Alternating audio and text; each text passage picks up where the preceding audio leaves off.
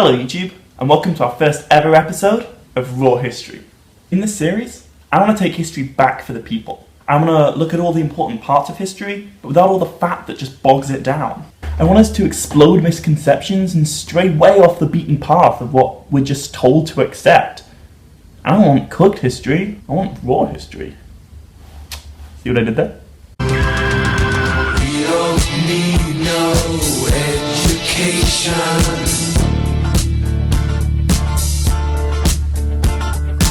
We don't need no thought control.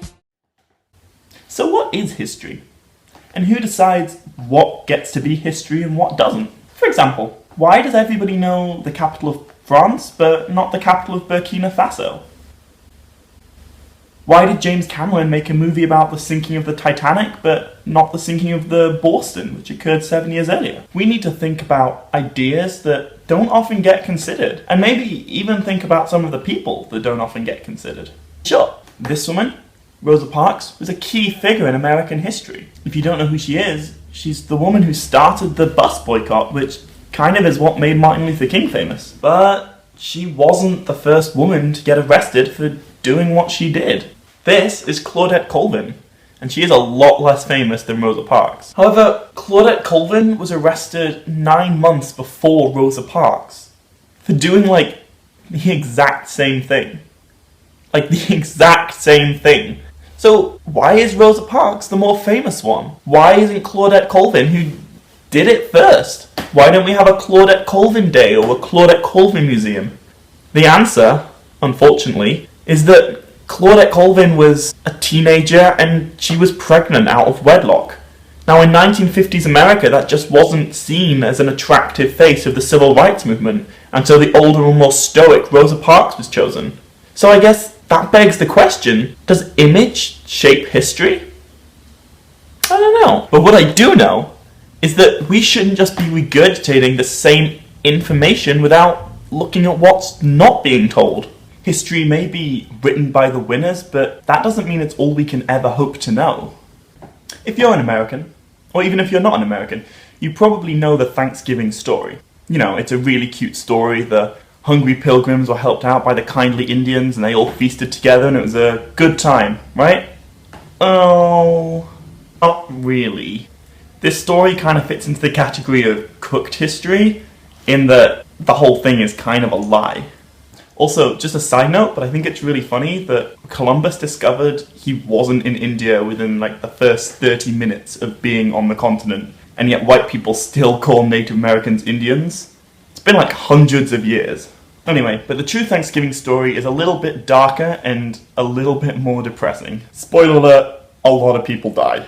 Yeah, it really sucks. So it wasn't really the Pilgrims' fault, but they carried with them so many diseases from Europe that the Native American immune system had just never encountered before. Smallpox was the most prevalent, but a whole host of illnesses wiped out Native American populations until only 4% survived. That's 96% dead. Yeesh. So here's a fun description of what that looked like from an eyewitness called Howard Simpson. Villages lay in ruins because there was no one to tend them. The ground was strewn with skulls and the bones of thousands of Indians who had died, and none was left to bury them. So here's another juicy little detail that's often left out of the Thanksgiving story. Due to harsh winters and a food shortage in Virginia, the plucky old Pilgrims adapted to this by eating the natives. Cannibalism! So the American historian Howard Zinn wrote in great detail about this cannibalism in his book, The People's History of the United States. In it, he points to one Virginian who wrote that they were driven through insufferable hunger to eat those things which nature most abhorred, the flesh and excrements of man, as well as our own nation of Indian, digged by some out of his grave and wholly devoured. One among them slew his wife as she slept in his bosom, cut her to pieces, salted her, and fed upon her till he had clean devoured all parts, saving her head. This is only episode 1 and we've gone to a dark place pretty quickly. But I'm not really judging the settlers of Virginia, because food was so scarce the only alternative was starvation. and only 60 in 500 settlers survived this winter. But if you have a long family going back in Virginia, chances are you may be descended from a cannibal. So that's the raw truth of what was going on with the Thanksgiving story. But I don't want you to think that this is just me exposing the lies of American history, and we should definitely look at some of the lies we've been told in other parts of history. So here are some raw truths about some of the quick-fire lies you may or may not have been told in your history class. So let's look at the British Empire, a great naval power that promoted liberty and morality around the world. I mean, we abolished the slave trade, right? Well, yeah, we did, but we didn't do it for moral reasons. So in 1807, when Britain abolished the Atlantic slave trade, Britain had just undergone its first industrial revolution, and this changed the economics of the country forever. Now, economics is one of the most boring parts of history, so I'm not going to go into it. But the important thing to be aware of is that because of the Industrial Revolution, slavery was no longer profitable. It cost more to import slaves and to keep them alive than it did to build factories in the industrial parts of the country. This was certainly not the case for other European countries, though, and so the abolition of the slave trade was really just a way of Britain undercutting its rivals. If Britain didn't need slavery anymore, then, well, no one can have it. I'm pretty cynical about things like this, but it seems with everything done by powerful nations, it was really just motivated by money. Slavery wasn't profitable, so we didn't need it anymore. Also, although the Atlantic slave trade was abolished in 1807, slavery itself continued within the British Empire until 1833. So that's a whole generation of people that were slaves and lived as slaves in the British Empire after slavery was supposedly abolished. And when it finally was properly abolished within the British Empire, the slave owners were compensated a huge amount and the former slaves got nothing. The only way that the former slaves within the British Empire could make any kind of living was to sell themselves back into forced labour. So really, Britain didn't abolish slavery in 1807, and it didn't abolish slavery in 1833. Okay, next up, let's look at communist China. So most of us have been told the story of the evil communists seizing power and Mao Zedong ruling China through mass murders and genocide. And this one is based on more truth than the others. Like, there was a lot of killing, and communist China, in the early days at least, was not the nicest place in the world to live. That's true. But what's often forgotten is that the communists didn't just take power, they were fighting a civil war against the Chinese nationalists, and the Chinese nationalists were just as bad, if not worse. For example, Chiang Kai-shek, who was the leader of the Chinese nationalists, led a brutal campaign against these enemies and killed millions of innocent people in China. He forced the communists on the Long March, which killed 98% of them.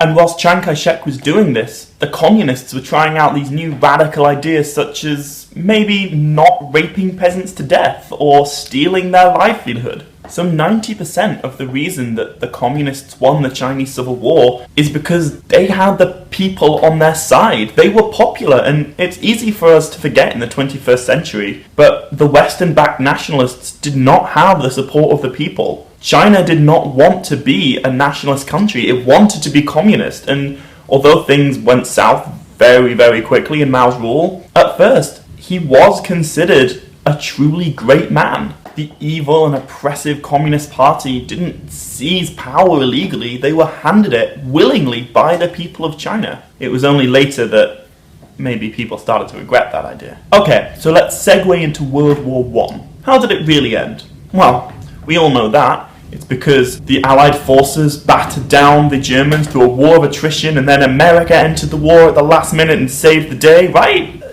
Right? Kind of. Well, there isn't just one reason why the First World War ended. There are a whole plethora of factors, but one that I certainly never learnt about in high school was the German Revolution. Now, this is kind of ignored because it just doesn't fit with the nice narrative of good guys fighting for democracy, overcoming the evil German Empire, but it shouldn't be forgotten.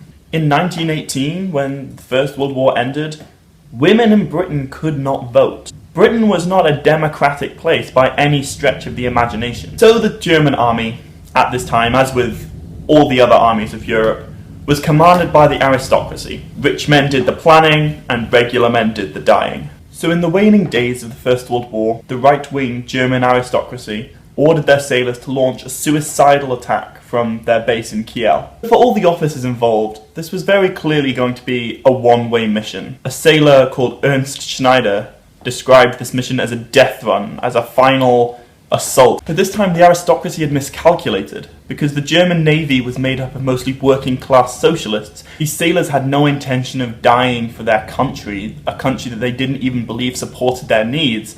And so they did what any of us would do in that situation, and had a revolution. So socialist ideologies began to spread around the base, in the toilets and the shower houses and the crow's nests and the barracks.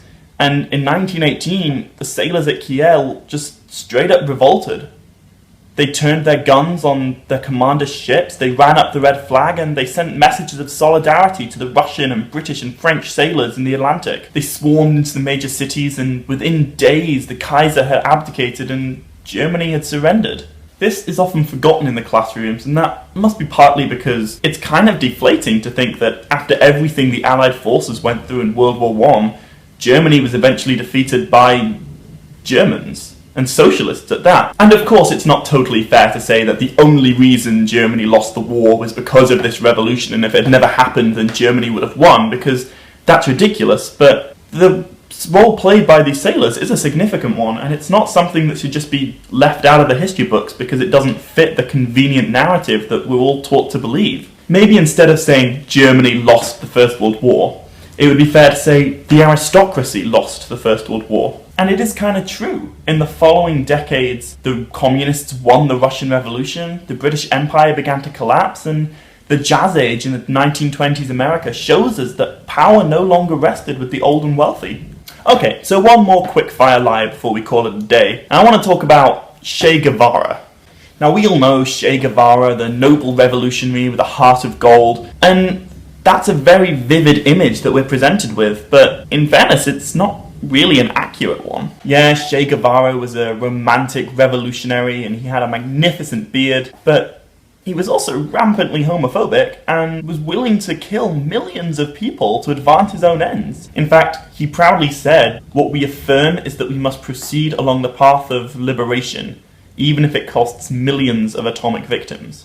So, as you're probably now all aware, at Raw History, we don't have all the answers. And there aren't always answers to some of the most complex questions, but that doesn't mean they shouldn't be asked anyway. What we are told is only a fraction of the story that's out there, and this is something that we need to be aware of as we move forwards. Okay, so thank you very much for watching Raw History's first ever episode. I hope you enjoyed it, and please feel free to keep the discussion going in the comment section below this video. This week I wanted to give a kind of introduction into what this channel is going to be about, but I think in future weeks I'll focus more on a specific topic and go into more detail on one focused thing. Next week we're going to look back as far as we can into human history and explore the people that gave us civilization and the world as we know it today. So if you've enjoyed this video, please hit like, and don't forget to subscribe if you don't want to miss any future videos. And I want to finish every video with a fun head scratcher, something to think about. So the first one is, why is there a D